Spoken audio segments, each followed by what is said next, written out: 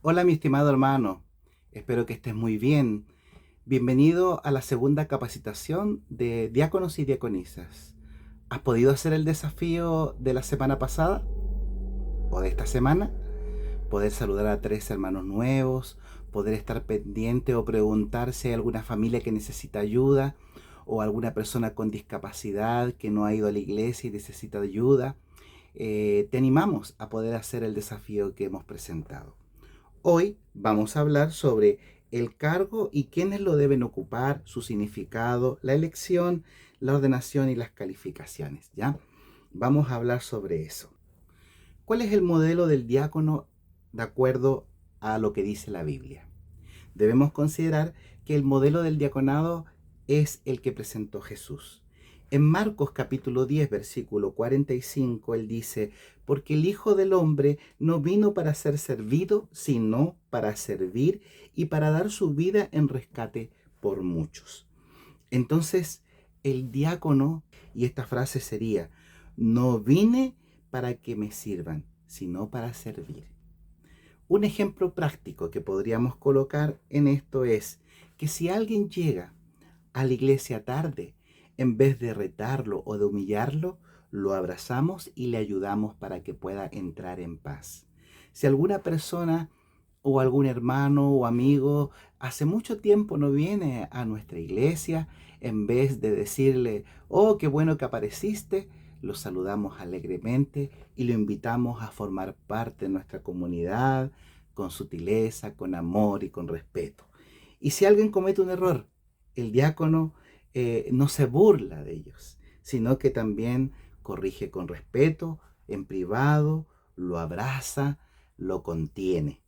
Y si hay una tensión, el diácono o la diaconisa no genera más fuego en esa tensión, sino que con mansedumbre trata de aplacar y resolver las situaciones en los escenarios correspondientes. Entonces, otra idea que es importante, que los diáconos y las diaconisas son un servicio reconocido en la Biblia. Por ejemplo, nosotros podemos encontrar ahí en Romanos 16, del 1 al 2, la existencia de diaconisas. Y dice así, os recomiendo además nuestra hermana Febe, la cual es diaconisa en la iglesia en Cencrea, que la recibáis en el Señor y que la ayudéis, porque ella ha ayudado a muchos y a mí mismo. Entonces, qué hermoso es que una mujer ayudó a muchos. Y esto es lo que es el diaconado. Un diaconado práctico, real, cristiano, actuando Jesús a través de ti.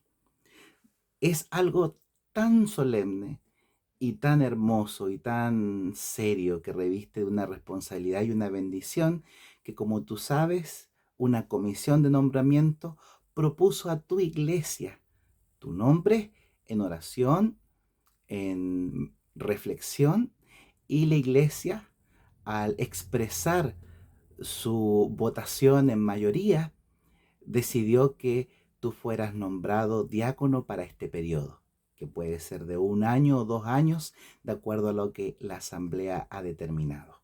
Por tanto, tu llamado, la invitación a ser diácono o diaconisa, no viene, no viene del pastor o de los líderes, viene de Dios que de alguna manera expresa su llamado a través de la iglesia. Vamos a leer entonces ahora lo que nos habla Filipenses sobre las mujeres colaboradoras. En Filipenses 4, 2 y 3 nos dice así, les ruego que sean de un mismo sentir en el Señor. Y luego menciona, ayuda a estas que combatieron juntamente conmigo en el Evangelio. Entonces, el diaconado es cooperación, no es competencia. Vamos a colocar un caso práctico. Por ejemplo, recibir personas con calor y orden. Eso no es competencia, es cooperación.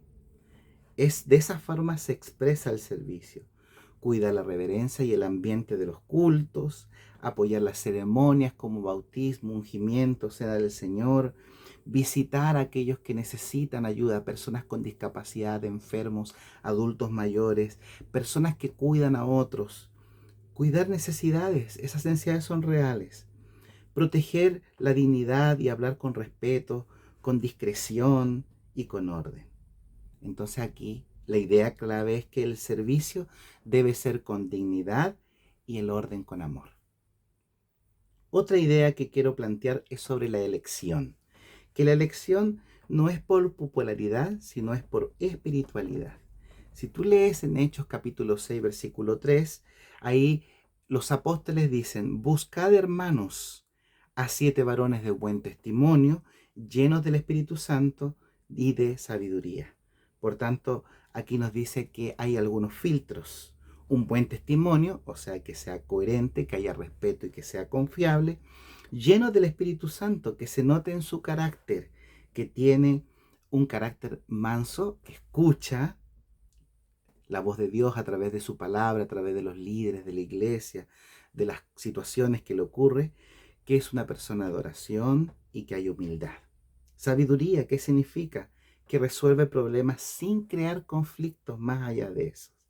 Entonces, dice aquí que luego de estos filtros, estos varones fueron ordenados. En Hechos 6 dice que el proceso culmina con ese acto espiritual, que es lo que va a ocurrir en algunas semanas más. En Hechos 6:6 dice que a los cuales presentaron ante los apóstoles, quienes orando les impusieron las manos. Entonces la ordenación consiste en eso.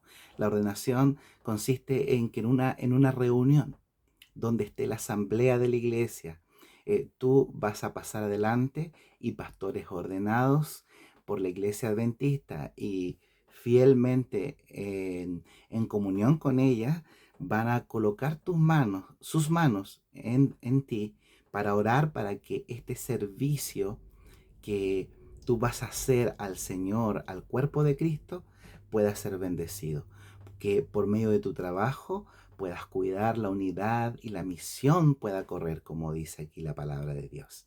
Entonces, es una, es una responsabilidad y una bendición muy importante para cada uno de ustedes.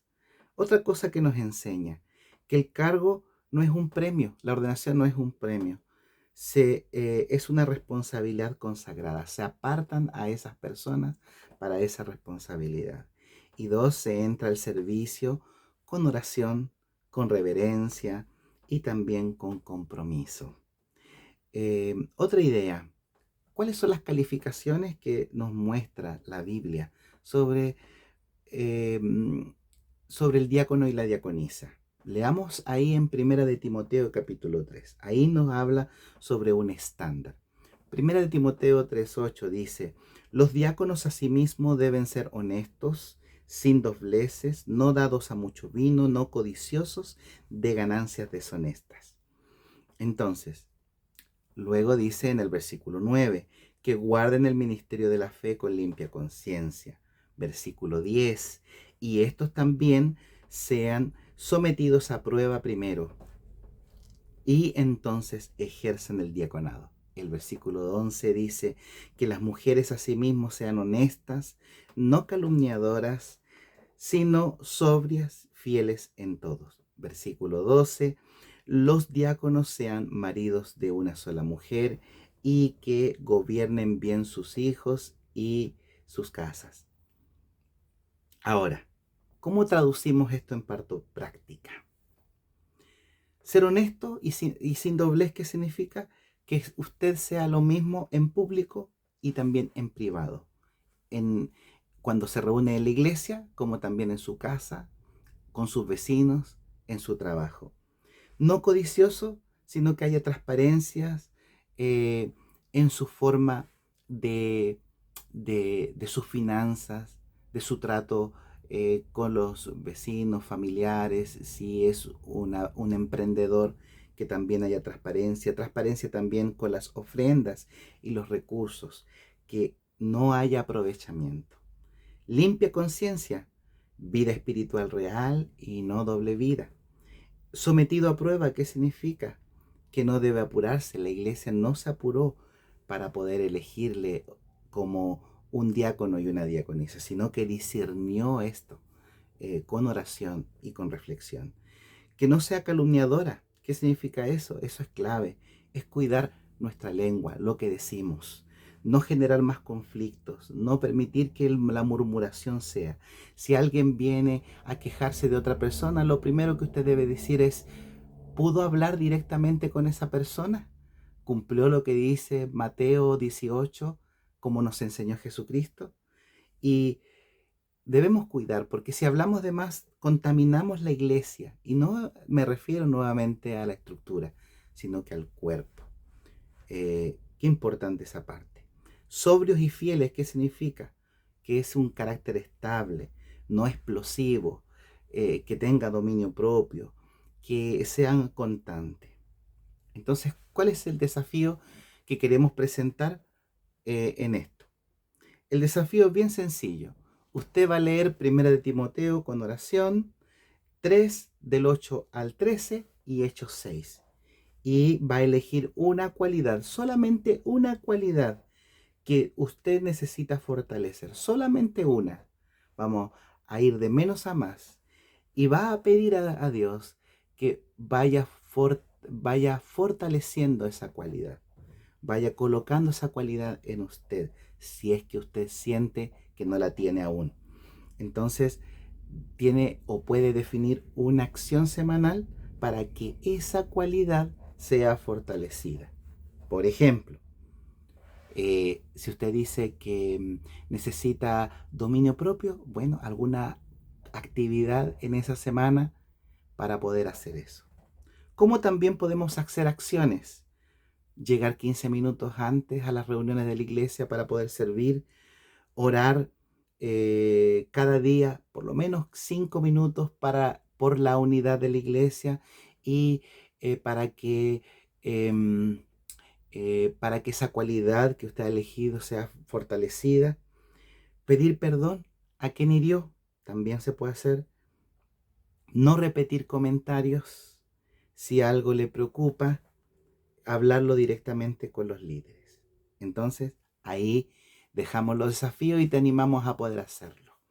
Eso va a ayudar mucho a convertir esta enseñanza en un aprendizaje significativo. Y quiero cerrar con lo siguiente. Entonces, el diaconado es un llamado a ser parecidos a Jesús. Es Cristo trabajando y sirviendo a través de ti. ¿Qué esperamos para la siguiente capacitación? ¿Cómo se organiza el diaconado? ¿Cómo se debe organizar el equipo de los diáconos? ¿Para qué es importante eso? Para que nadie se sobrecargue y todos puedan trabajar de acuerdo a sus dones. ¿Y qué prácticas concretas protegen la unidad cuando aparecen quejas, tensiones o desórdenes? Todo eso lo veremos en la capacitación 3.